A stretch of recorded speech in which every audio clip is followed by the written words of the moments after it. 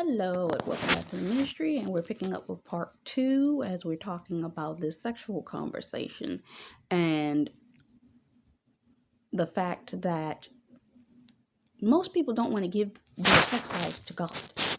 They don't want to give their sex life to God because they think of it as something nasty, something immoral, something that they should not be talking to God about, especially men. And some of y'all females would not want to give your sex life to God. Because then you have to be open with God to the fact that He already knows, because Elroy sees all things. He knows who you slept with. He knows how many times you slept with him. He knows what you said while you were sleeping with them.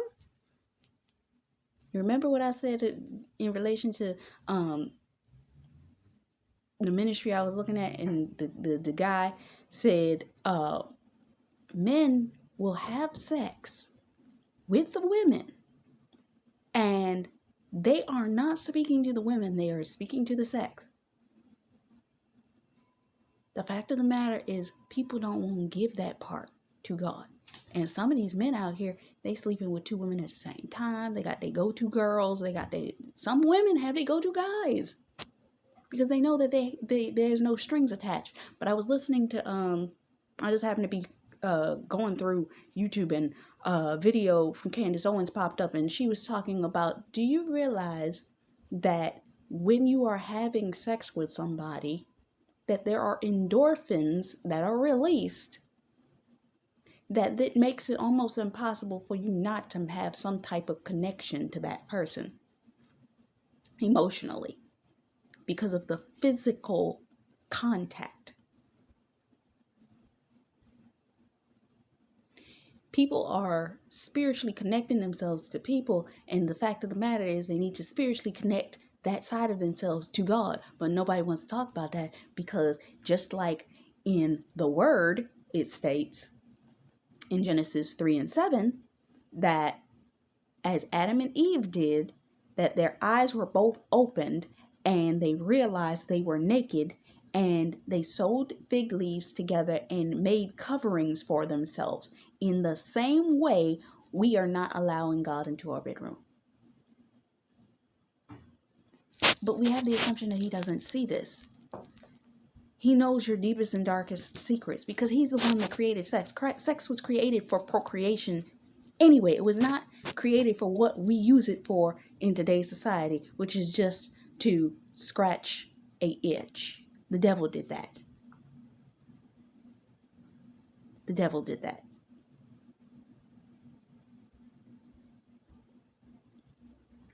So,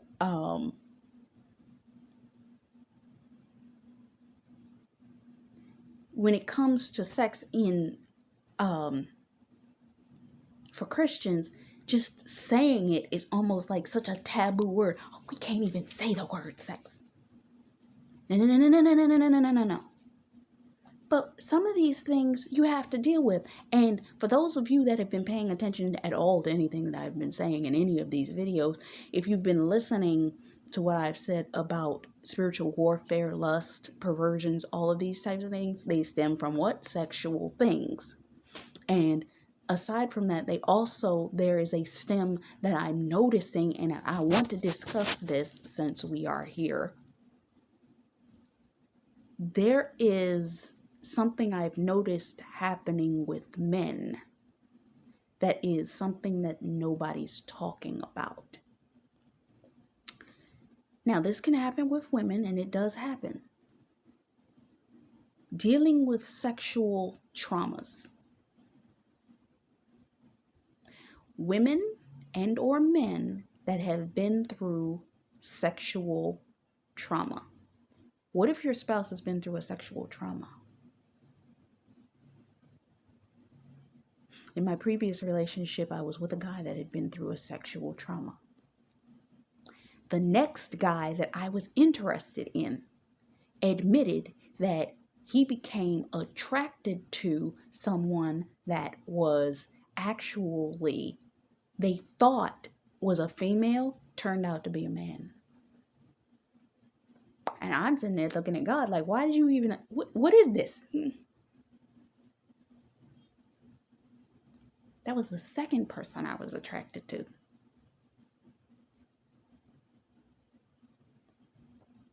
I recently was listening to a YouTuber, and this is a male YouTuber, and they talked about how in two separate occasions they had gone out when they were overseas and traveling, and somebody roofied their drink. They didn't go into detail, but they said that they had trauma from that experience, which leads me to believe that the man was sexually assaulted while under the influence of alcohol, a roofie. Men don't ever want to admit these types of things. I knew a guy, was another guy that was interested in me that I had no interest in. And we ended up sitting down and having a conversation, and I got to know him over about a 6-7 month period. And he opened up and said that he, in his younger days, had been sexually assaulted by a woman that just took it from him. What if your partner has had sexual issues? Meaning, they went out, they got drunk, somebody roofied their drink, and whether they wanted to have sex with them or not, it happened. The side effects of whatever it was they were roofied by made them sick, and the next day they just looked at it as a one-night stand. It can happen. I knew somebody, female. She was going through dealing with being in a, I'm gonna go from this person to this person, this person to this person. One of the people that she thought she was safe to do that with got a little bit more aggressive one particular night. And as we know, we watched enough episodes of Special Victims Unit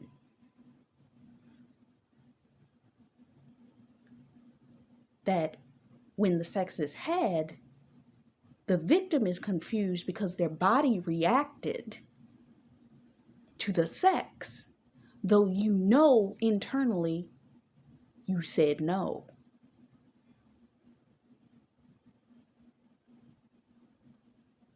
How do you deal with that person that has had sexual trauma?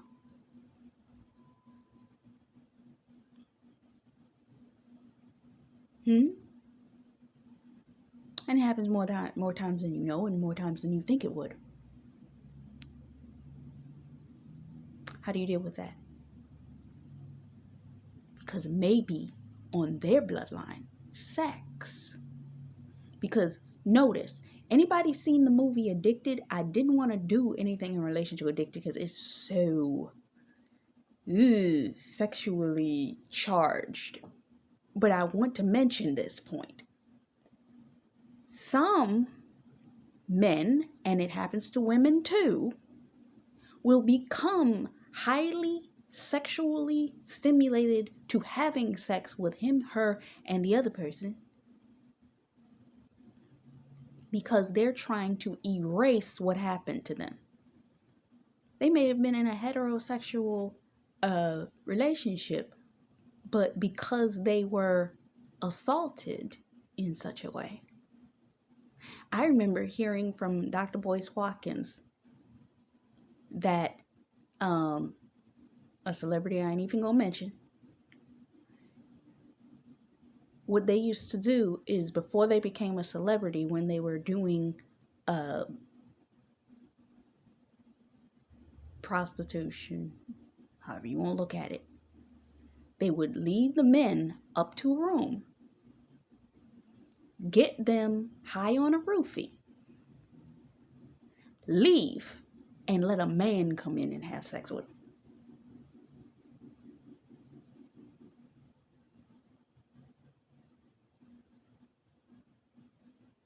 Yeah.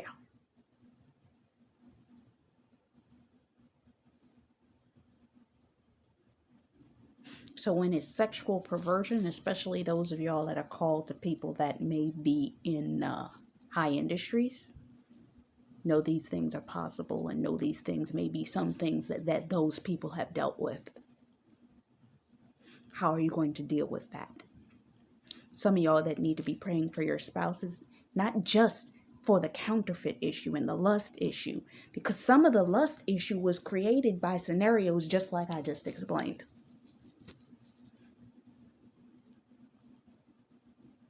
Oh, can we get real here? Was that too deep for y'all?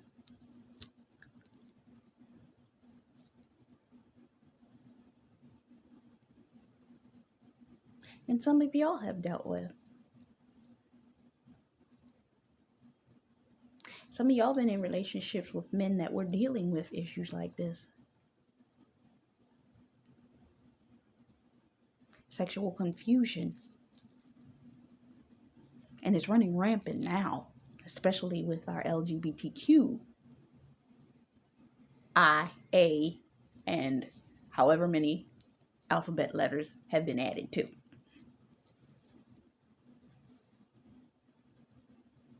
I heard Marcus Rogers say this a couple of days ago that you're not going to be able to tell who's the men and who's the women.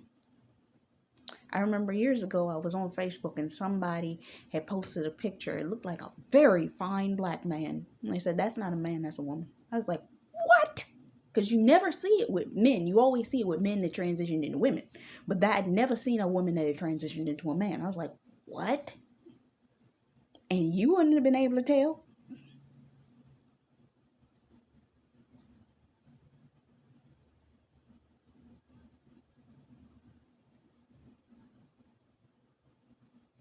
I remember there was a case.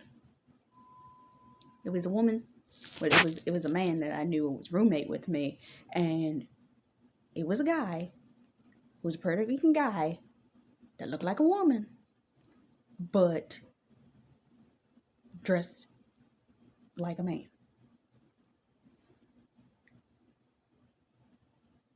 Hold on, but with that, looked like a woman. And she actually was under, well, he actually was under, what was it? Not witness protection, had a, what do you call it? A protective order against the guy that she had previously been in a relationship with. She'd been in a relationship with, because that guy, when he found out that it was a man, he didn't take it too well.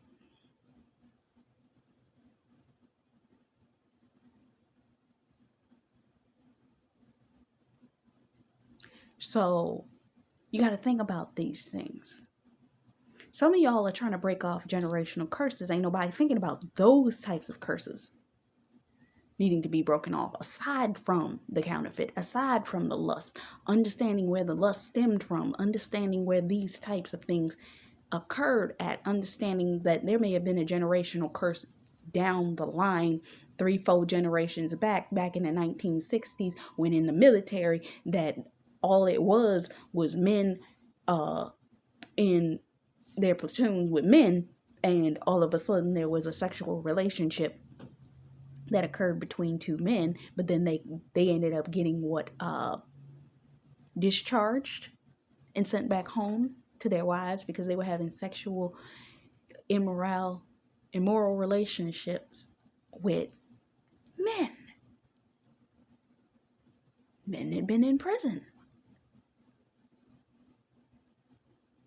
because they allowed lust and lust spirits.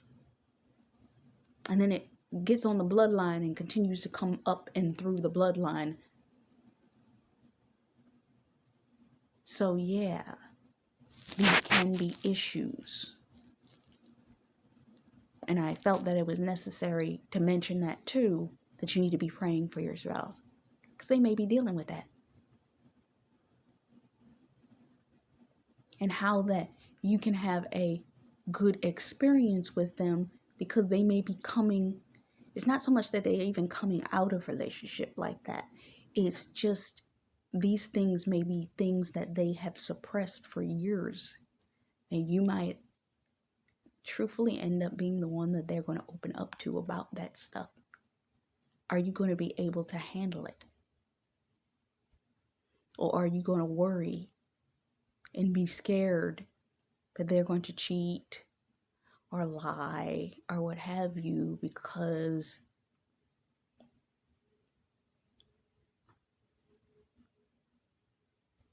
they had an experience like that? How do I know they're not going to?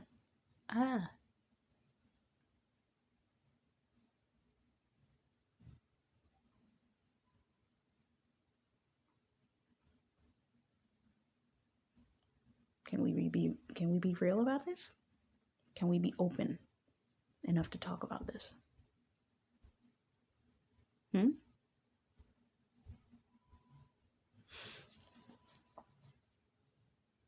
may have to walk them through some experiences to make them feel comfortable with having sex with you, men or women.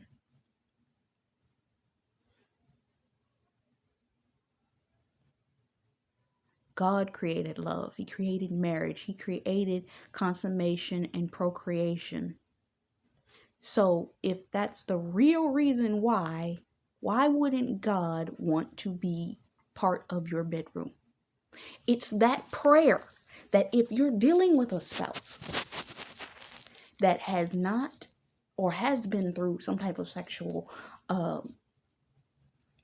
issue, a sexual trauma, that prayer could actually open them up to being able to receive you in a sexual manner in your bedroom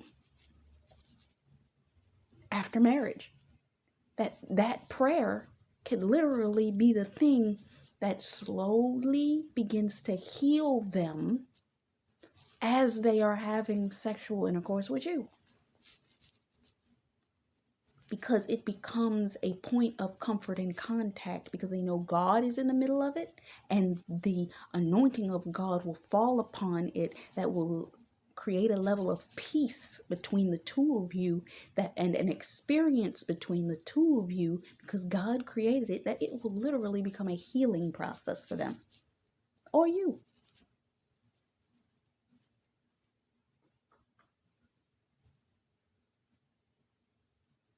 In order to have the best, most mind-blowing experience between you, the Lord, and your spouse, you will feel the foundation of ecstasy and the Lord's desire, which would be better than the most highest to attain orgasm that you can have with your spouse, by having God in the mix. Sex in your marriage is part of your ministry to your spouse, to your husband or wife. It's sacred, which creates a connection between you and that person that shall not be muddied, it shall not be defiled, because the marriage bed is undefiled, and creates a mental, emotional, spiritual, and social connection that no other can break, because what God has put together, let no man put asunder. Only God is in the middle to hold it together. So you are willing to bring God into your bedroom and see what he does. Okay? Are you willing to allow the Lord to have that experience? Not to hold it against your spouse, not to use it as a weapon against your spouse, not to do anything that's going to be considered incorrect, not to use it as an abuse or a tactic to get what you want, because that's what the counterfeit did. You know that? Some of your spouses were abused by their counterfeits just like that. Do you want to be that person? I remember I watched a video from Elisa Marie, and she was talking about some of these men have the counterfeit would actually take a specific medication, purchase the medication, and put it into the man's food to make the man think that they were sexually impotent, in order to control them, to make them feel like, oh, well, they weren't able to perform, then they can further abuse them. And then after furthering abusing them about it, they say, ain't nobody gonna want you besides me because X, Y, and Z. They use sex as a controlling mechanism. Now, ain't nobody gonna do nothing like that. But you understand what I'm saying. You don't want to use sex to control your spouse. Because even if they were in a relationship like that, anytime you would use sex to control them because you mad or you angry, that actually may create trigger points for them. Because when they see you acting like that or see you acting angry, they're going to flash back and start having a spiritual comparison, because that's what the enemy going to do. The enemy going to say, well, she feels exactly like way as the other one did. Remember what the other one did to you. Even if you're not.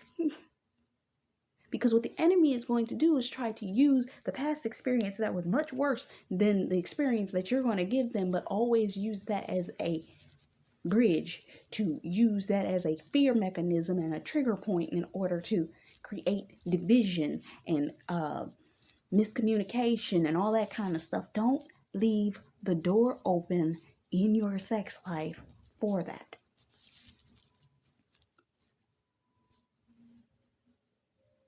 Talk, communicate. Communicate about love, communicate about sex, communicate about what you like and what you want in your sexual relationship. Communicate.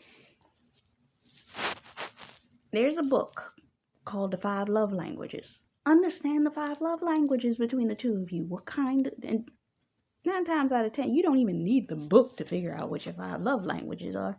Just identify the 5 love languages, which is usually touch, acts of service, gifts.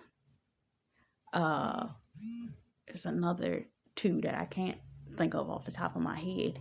But there's certain things that, and you can just watch the person.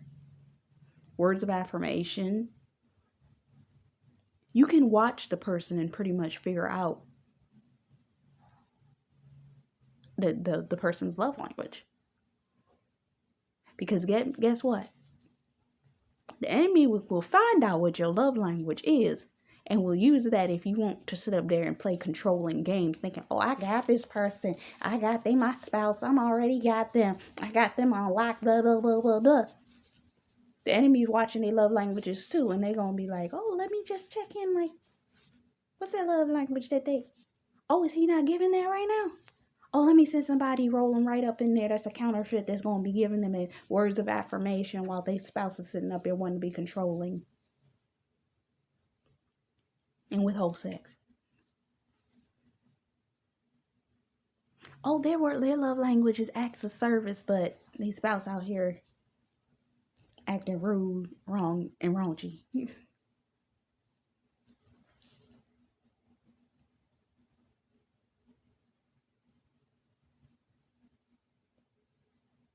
Because the enemy is always looking for an entry point and a door in.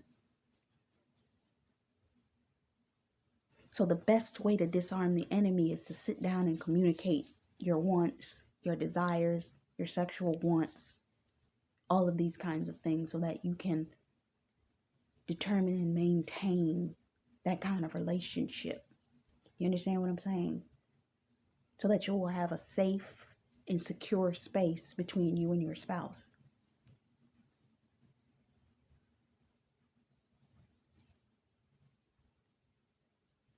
Because remember what I said, and the counterfeit versus the real thing.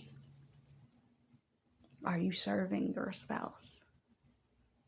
Are you appearing to them in a way that is appealing to them?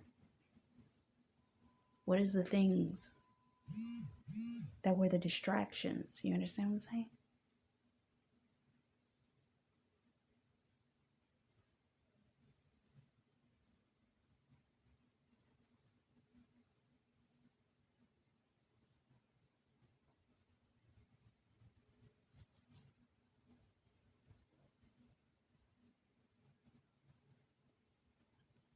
How are you lining yourself up? Because the point is to determine the entry points that the enemy will use against you, and always constantly remain aware of these doors and entry points. Keep the ones shut that need to be shut, and protect. You are the queen of your household, just like in a chess game. I behoove a lot of you. If you don't play chess, learn. And learn to understand what the queen's role is. Because that's what your position is in your household, as the queen of your house.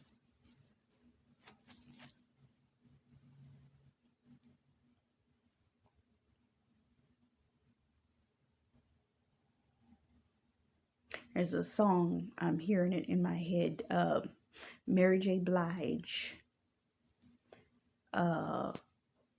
It's Mary J. Blige and Beyonce. I don't remember what the title of the song is. It's off of My Life Part 2.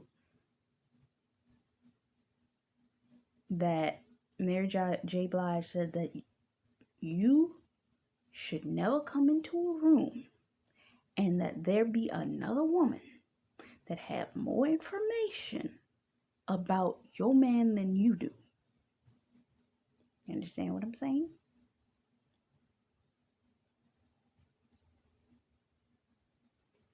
You need to make sure all doors are closed, because I guarantee you, depending on the position that your spouse is, and they ain't got to be a celebrity, they could be a financier.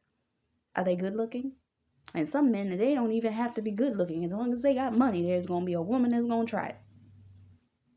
Pastors, pastoral people. And since we're on this little caveat talking about the pastors, another reason why pastors don't want to talk about this in church is because some of them are dealing with these same issues.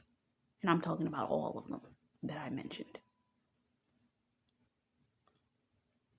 They're dealing with masturbation issues. They're dealing with lust spirits. They're dealing with perversion spirits. They're dealing with trying not to have affairs on their wives and fornication outside of marriage. They're dealing with, some of them have been in situations where they were roofied or some type of sexual immorality happened.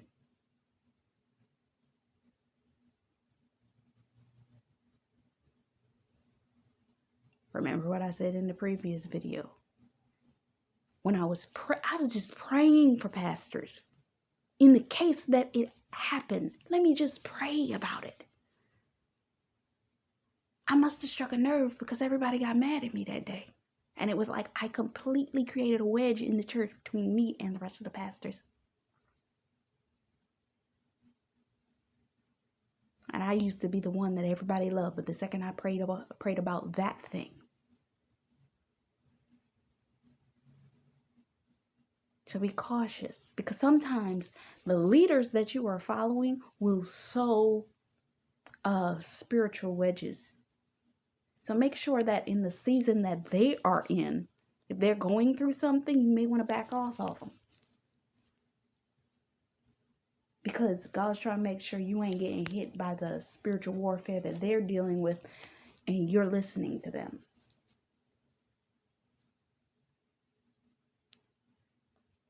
God has pulled me out of churches, pulled me into seasons where I couldn't even go to church. I'm in one right now. Because of the fact There may be something going on in, around, or within that experience. It's like, I don't want you physically in that experience right now.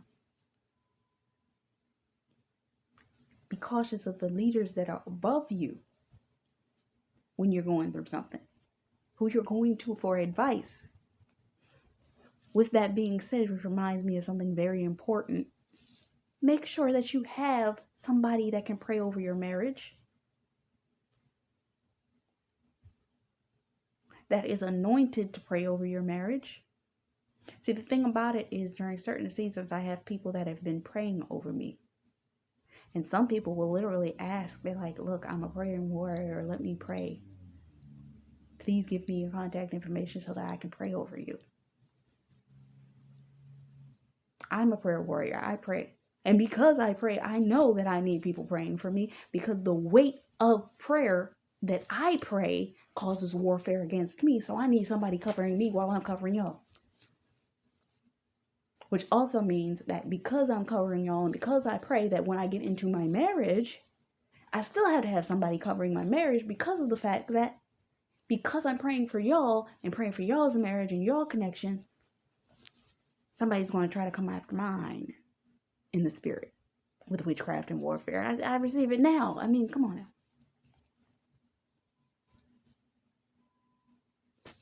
So understand where you are and what your position is in your marriage, and making sure that when you bring God into your bedroom, God will be the defense that will protect your marriage. He is that Thiaphin hedge of protection that will circle your marriage and prevent anything from happening. But you got to give it to God. You got to give your sex to God. You got to give your marriage to God. You got to give your communication to God. You got to give all of it to God. Because God's going to shield and protect, because it's a 3-strand cord that's easily broken. And yes, even in your bedroom. So I hope this blessed you. I hope I didn't make this too long, but I hope it makes you think and keeps you in the right headspace. You understand what I'm saying? So digest this information, and we'll be back on the next one. Until next time, bye-bye.